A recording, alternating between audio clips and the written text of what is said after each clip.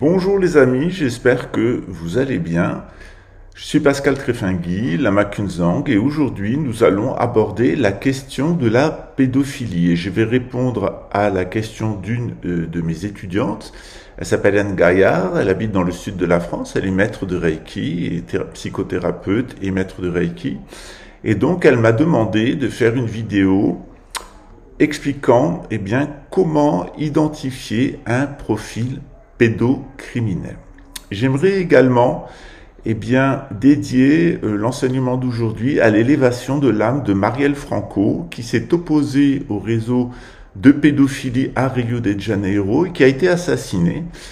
Et aujourd'hui, je suis à Brasilia pour apporter mon témoignage auprès du président Lula, du ministère des Affaires étrangères et de la du super ministère public fédéral sur l'implication de 3 personnages qui m'ont harcelé à Rio de Janeiro, ont essayé de me tuer plusieurs fois, de me mettre en prison et de me déposséder. Il s'agit du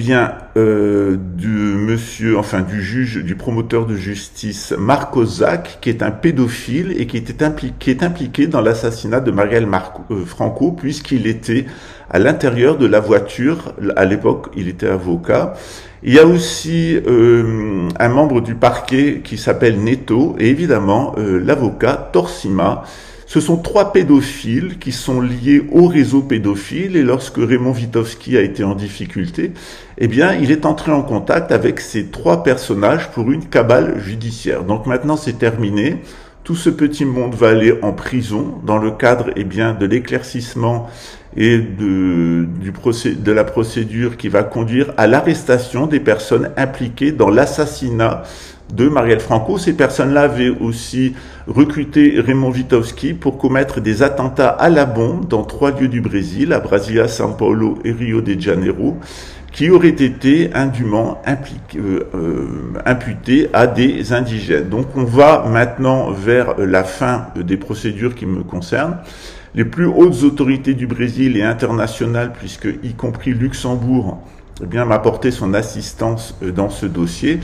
On va assister dans les jours qui suivent à l'arrestation de José Torsima, de Marcos Zac et du chef du ministère public de Rio de Janeiro qui s'appelle Neto, les 3 étant impliqués dans les réseaux de prostitution d'enfants, de trafic de drogue et de pédophilie, avec un vaste réseau de chantage autour du consulat de France et du consulat d'Allemagne, qui a d'ailleurs amené au décès, à l'assassinat, plutôt au meurtre de l'époux du consul d'Allemagne, qui depuis s'est enfui dans une histoire absolument rocambolesque. Voilà, donc aujourd'hui on va parler de ces personnes-là. Vous allez comprendre pourquoi Bolsonaro est un pédophile et a fini par avouer sa pédophilie, pourquoi Marcos est un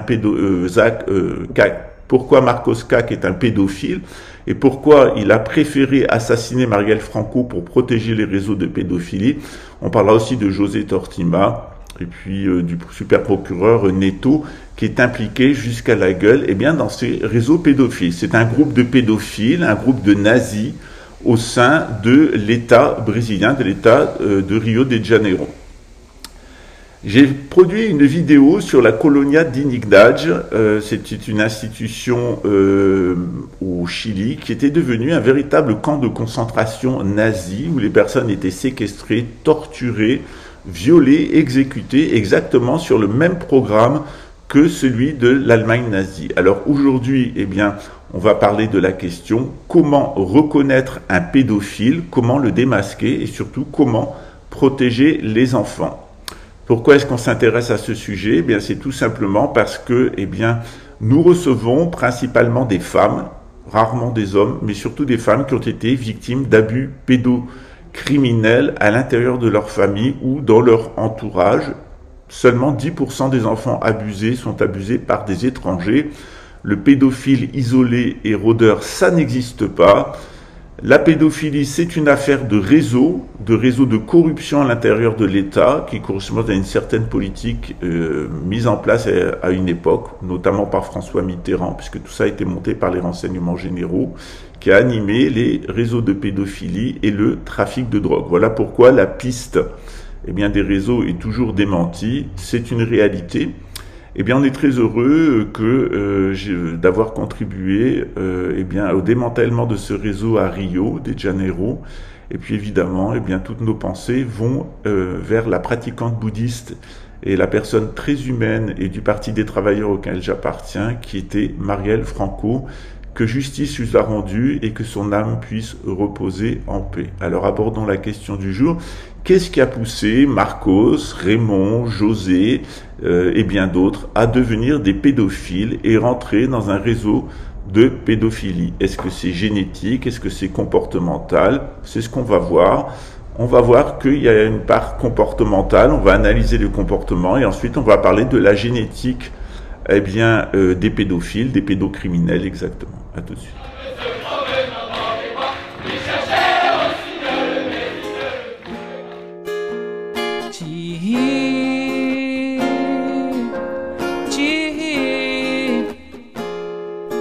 Força da natureza, olha quanta beleza que há em ti, que há em ti.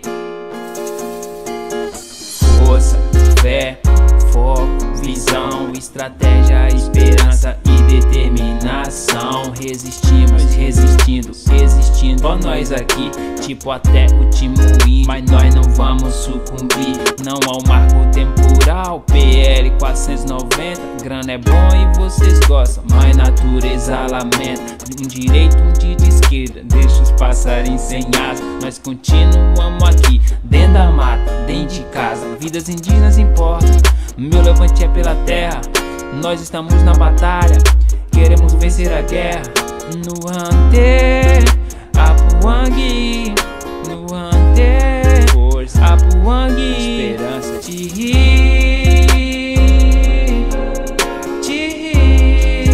é a força e a razão, força da natureza, é pela terra, olha quanta beleza, é pelo futuro aí, que há em ti, que há em ti. Uou, muita fé, vamos aí. KF, Isaac na voz, é desse jeito, resistir para existir.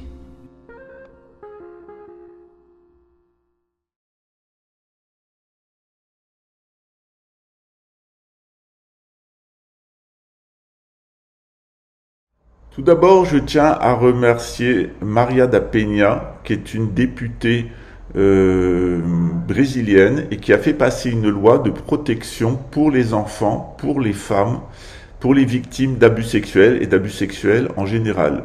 Jair Bolsonaro, à l'époque député, a refusé de voter cette loi. Il a eu une confrontation avec la députée qui lui a demandé pourquoi il ne voulait pas voter sur cette loi. Elle lui a demandé « Est-ce que vous êtes pour les abus sexuels ?» Et il lui a répondu, il était très violent d'ailleurs, il a failli l'agresser, il lui a répondu « Avec la gueule que tu as, ça risque de pas de t'arriver de te faire violer. » Voilà, donc on s'avance vers la fin de Jair Bolsonaro puisqu'il est inculpé pour génocide dans l'affaire de l'extermination des Indiens Yanomami par les quadrillas bolsonaristes qui voulaient leur voler leur territoire. Une fois de plus, on est aux côtés des indigènes. On est aux côtés du Parti des travailleurs, on est auprès de la communauté LGBT, évidemment du président Luiz Inácio Lula da Silva, que je remercie, ainsi que le ministre des Affaires étrangères de Luxembourg, le ministre des Affaires étrangères du Brésil, puis évidemment Sa Majesté le Grand-Duc Henri de Luxembourg, et évidemment le président Lula, et Xavier Bettel, Premier ministre de Luxembourg, que je tiens à remercier pour leur appui et pour leur confiance. L'exposé d'aujourd'hui est basé sur un document émis en portugais pour l'Association des infirmiers médico-légaux. Ces infirmiers médico-légaux apportent une aide spécialisée, différenciée aux patients, aux victimes et également aux agresseurs. Ils se préoccupent d'observer, d'évaluer, d'enquêter et d'identifier les traumatismes physiques, psychologiques et sociaux qui surviennent chez les patients maltraités. ou abusés sexuellement. Les infirmières médico-légales et les infirmiers médico-légales possèdent des connaissances qualifiées dans le système juridique et judiciaire, recueillent les preuves, rassemblent ces preuves, identifient les traces et témoignent devant les tribunaux en assistant les autorités judiciaires. Le texte qui était émis par leur site internet et que j'ai repris aujourd'hui fait bien le tour de la question. Comment identifier un pédophile ? Évidemment, tous les parents veulent protéger leurs enfants des prédateurs sexuels. Mais comment assurer la sécurité de nos enfants? Comment les aider? Comment les protéger lorsqu'on ne sait pas comment identifier un pédocriminel? Donc, comment identifier un pédocriminel?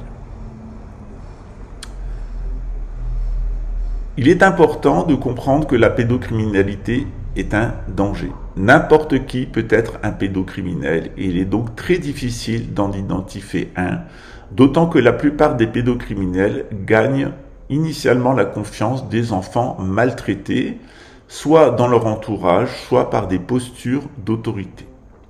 En poursuivant cette vidéo, vous allez comprendre quelles sont les caractéristiques et les comportements à rechercher, quelles sont les situations à éviter et comment éviter que nos enfants soient ciblés.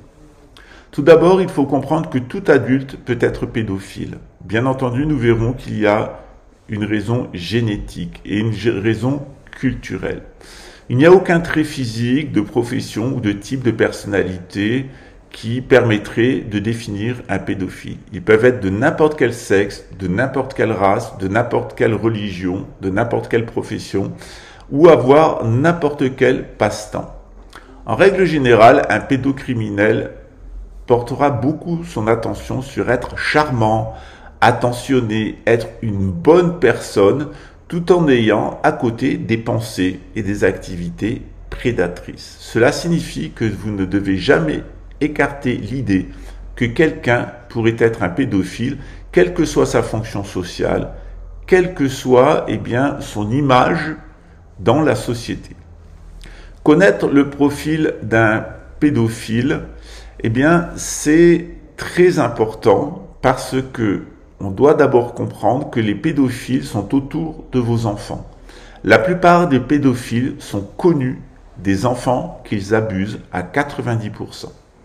Sachez que la plupart des pédophiles aiment s'introduire dans les institutions religieuses ou dans les institutions politiques, les orphelinats, les centres spirites du spiritisme d'Allan Kardec sont pourris par la pédophilie au Brésil. Tout ce qui est théosophie, anthroposophie et New Age, en règle générale, le raélisme aussi, il y a un lien entre les sectes et la pédophilie. Certaines sectes promeuvent la pédophilie et généralement ces groupes-là, qui sont des groupes un peu chaotiques d'un point de vue psychologique, attirent l'intérêt des pédophiles puisqu'ils vont pouvoir y être en contact avec des enfants. 30% des victimes d'abus sexuels l'ont été par un membre de leur famille. 30% des victimes sont abusées dans leur famille. Et 60% par un adulte qu'ils connaissaient et qui n'était pas membre de la famille. Donc la pédophilie, c'est à 30% hors de la famille, 60% dans l'entourage amical. Cela signifie que seulement 10% des enfants agressés ont été agressés par un parfait inconnu. Bien que n'importe qui puisse être un pédophile, la plupart des pédophiles sont des hommes, que leurs victimes soient des garçons ou des filles. De nombreux pédophiles ont des antécédents d'abus sexuels dans le passé, qu'ils soient physiques ou de simples violences physiques. La plupart des pédophiles ont des problèmes mentaux comme des troubles de l'humeur ou des troubles dissociatifs de l'identité. Les hommes hétérosexuels ou homosexuels peuvent être des pédophiles. L'idée que les homosexuels sont plus enclins à la pédophilie est faux. 87% des pédophiles sont des hétérosexuels. Soyez conscients des comportements courants des pédophiles. En règle générale, ils ne montrent pas autant d'intérêt pour les adultes que pour les enfants. Ils ont souvent de nombreux emplois qui permettent le contact avec des enfants d'un certain groupe d'âge et prévoient d'autres façons pour eux de passer du temps avec les enfants de pratiquer des activités d'enseignement ou de garde d'enfants. Les pédophiles ont tendance à parler aux enfants comme s'ils parlaient à des adultes. Ils peuvent faire référence à un enfant comme ils le feraient pour un ami ou un partenaire adulte. C'est vraiment un élément qui doit attirer votre attention. Généralement, avec les enfants, on se comporte en enfant, on se met à leur hauteur. Le pédophile, non, lui, il va traiter l'enfant abusé comme un adulte. Les pédophiles disent souvent qu'ils aiment les enfants et ils disent eux-mêmes qu'ils ont le sentiment d'être encore des enfants. Et pour rester des enfants et se déculpabiliser de leurs crimes, eh bien, ils vont traiter les enfants en adultes. Le pédophile passe normalement par un processus par lequel il gagne la confiance de l'enfant, parfois même celle des parents. Le pédophile passe normalement par un processus par lequel, donc, eh bien, il va d'abord séduire l'enfant, puis séduire les parents pour se sécuriser. Il faut faire attention à cela. Au fil des mois, voire des années, un pédophile peut devenir un ami de confiance de la famille et peut proposer de garder l'enfant, de l'amener faire des courses, des sorties ou de passer du temps avec l'enfant d'une autre manière. De nombreux pédophiles ne commencent pas par abuser les enfants tant qu'ils n'ont pas gagné leur confiance. Les pédophiles veulent le consentement passif de l'enfant. Ils ont besoin d'avoir l'impression que l'enfant est consentant, voire que l'enfant est amoureux d'eux. Donc ils vont mener une véritable stratégie de séduction amoureuse pour séduire l'enfant et obtenir son consentement à l'acte pédophile. Les pédophiles cherchent en général des enfants qui sont vulnérables à leurs tactiques parce qu'ils n'ont pas de soutien émotionnel ou qui ne reçoivent pas assez d'attention à la maison ou à l'école. Le pédophile essaiera d'avoir une figure paternelle, il essaiera de se promouvoir en tant que parent pour l'enfant. Et en règle générale, les pédophiles vont chercher des enfants de parents seuls qui ne sont pas aussi disponibles pour leur donner, pour leur accorder beaucoup d'attention. Un agresseur d'enfants utilisera généralement divers jeux, diverses astuces, diverses activités et un langage pour gagner la confiance ou tromper l'enfant. Parmi cette technique figure principalement le fait de garder des secrets. Les secrets sont très précieux pour les enfants qui se sentent ainsi adultes et puissants. Pour l'enfant, l'adulte, c'est quelqu'un qui a des secrets. Donc le pédophile va dire à l'enfant: nous avons un secret ensemble, c'est notre petit secret. Ça va te faire un petit peu mal, mais tu verras, ça va faire tellement de bien, tellement de plaisir. Et le pédophile est tellement gentil avec l'enfant, il l'amadoue tellement qu'il va alterner les agressions sexuelles et les récompenses de l'enfant. Il va pourrir l'enfant de cadeaux et d'attention pour pouvoir de temps en temps sortir son vrai visage, celui de l'agresseur sexuel. En vérité, ce que veulent les pédophiles, c'est créer une dualité à l'intérieur de l'enfant. Il achète l'enfant par son affection et ses cadeaux. Et de l'autre côté, il va régulièrement agresser sexuellement l'enfant, en rejetant d'ailleurs la responsabilité de l'agression sexuelle sur l'enfant. C'est dans la bouche de tous les pédophiles, ils disent que c'est l'enfant tentateur, l'enfant séducteur et que eux sont victimes, selon la stratégie bien connue dans les milieux de l'extrême droite, de l'inversion accusatoire. Le jeu sexuel explicite, les attouchements, les baisers, les comportements sexuellement suggestifs, l'exposition de l'enfant à du matériel pédopornographique, la coercition, la corruption et la flatterie, et pire que tout, l'affection et l'amour vont être les techniques du pédocriminel pour isoler, amener l'enfant dans la confusion mentale et pouvoir alterner des phases où il se montre très gentil, très câlin, etc., etc. Il est le père ou la mère idéal. Et de l'autre côté, pouvoir avoir ces périodes de crise, ces périodes de pic qui vont être caractérisées par des abus sexuels, d'ailleurs le plus souvent avec de la violence.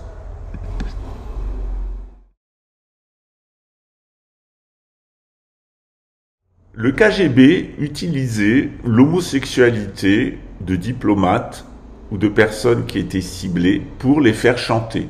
On mettait dans leur entourage une femme, par exemple. La femme proposait des rapports anaux.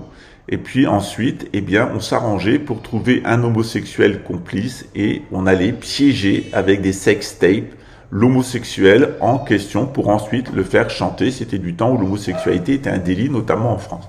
C'est la même chose avec les pédophiles. Les pédophiles, ils intéressent le renseignement. Il y a eu une promotion des profils pédophiles, pédocriminels, parce que ça permettait ensuite de faire passer un programme d'avancement d'un agenda soi-disant humaniste, un agenda de déchristianisation, de déjudaïsation, de désislamisation, de débouddhisation, un agenda complètement luciférien au cœur duquel, eh bien, ce qui était important, c'était d'avoir des individus schizophrènes, souvent souffrant de troubles dissociatifs de l'identité. Or, dans le domaine du renseignement, eh bien, il est très utile d'avoir ce genre de personnes pour avoir des renseignements, pour les faire chanter. Et on a vu que derrière le réseau, eh bien, de Jeffrey Epstein, il y avait, et de Ghislaine Maxwell, il y avait les services de renseignement de presque tous les États au monde qui rémunéraient Epstein, eh bien, pour avoir du matériel pour faire chanter. La question des réseaux pédophiles, elle est très difficile. On l'a vu en Belgique avec l'affaire Dutroux ou en France avec l'affaire Doutreau. Il y a des réseaux pédocriminels, ils sont liés à la politique, ils sont liés au renseignement, ils sont liés à certains cultes. La laïcité, ça n'existe pas. Où on est dans une religion traditionnelle, où on va passer par une phase de confusion mentale et ensuite rentrer dans le luciférianisme et le satanisme. Et la pédocriminalité, l'abus sexuel d'enfants, et ensuite la consommation du sang ou de la chair des enfants, fait véritablement partie des pratiques du satanisme, de cette très ancienne religion qui est liée aux Cananéens, au culte de Moloch, au prophète de Baal. Alors effectivement, dire qu'il y a une pédocriminalité génétiquement programmée, c'est assez difficile. On sait qu'il y a certains gènes qui sont impliqués. On sait que par exemple dans l'homosexualité, c'est le gène XQ28. Ce gène mute lorsqu'il y a 7 générations de femmes qui subissent des violences. Elles vont avoir des enfants qui sont homosexuels parce que les garçons homosexuels font baisser la violence à l'intérieur du groupe. Plus il y a de garçons hétérosexuels, plus la violence est forte. Quand il y a un garçon homosexuel, c'est pratique pour la mère, ça va faire baisser la violence à la maison. Généralement, c'est le garçon homosexuel qui va être le souffre-douleur de ses frères ou de la collectivité dans laquelle il est, ce qui va permettre aux femelles d'avoir la paix, parce que véritablement, c'est une stratégie qui vient du fond des âges, de nos racines de mammifères, notamment avec les grands singes. Les primates, en général, ce comportement a été observé chez tous les primates. Pour la pédocriminalité, on sait maintenant qu'elle est liée à une mutation de certains gènes qui nous viennent des Néandertaliens. Les Néandertaliens étaient incestueux, ils avaient un système immunitaire très faible, ils prenaient beaucoup de drogue et ils se prêtaient au cannibalisme. Ils vivaient dans des grottes, ils étaient sujets aux hallucinations mentales qui étaient liées à la consommation de champignons et on a trouvé ces conditionnements génétiques chez les personnes qui ont beaucoup de gènes néandertaliens, c'est juste que 4% en Europe. Alors on s'aperçoit en analysant la génétique des pédocriminels qu'ils ont une surreprésentation des gènes néandertaliens. Où est-ce qu'on les trouve ces néandertaliens? On les trouve en Espagne. On les trouve dans le sud-ouest de la France, on les trouve à la lisière de l'Allemagne et de la Pologne. Et on s'aperçoit que ça soit en Espagne, que ça soit dans le sud-ouest de la France ou que ça soit dans la zone, les zones néandertaliennes, on a une surreprésentation des gènes néandertaliens et on a une surreprésentation des crimes, une surindication des crimes pédocriminels. Avec les grands flux migratoires de la colonisation, il est clair que ces gènes néandertaliens, ces gènes cananéens, devrait-on dire, sodomites, édomites, khazars, ouïghours, mongols, etc., ils se sont répandus dans le monde entier. Lorsque ces personnes pratiquent les religions du livre, ou une religion quelconque avec une morale où on demande de ne pas toucher aux enfants. C'est très fort dans l'abrahamisme. Hein. L'abrahamisme, il est fondé par Abraham sur l'interdiction de toucher aux enfants et de sacrifier ses enfants à son égoïsme, à son plaisir sexuel ou à un dieu imaginaire qui serait dans le ciel sous la forme d'un taureau. Le début de l'abrahamisme, c'est la nécessité de protéger les enfants des adultes.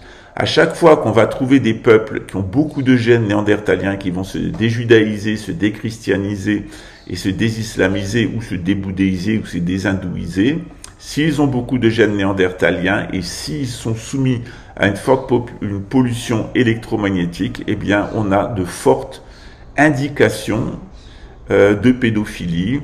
La pollution électromagnétique réveille les gènes néandertaliens et tous les comportements qui y sont associés. Donc évidemment, il faut protéger les pédophiles d'eux-mêmes.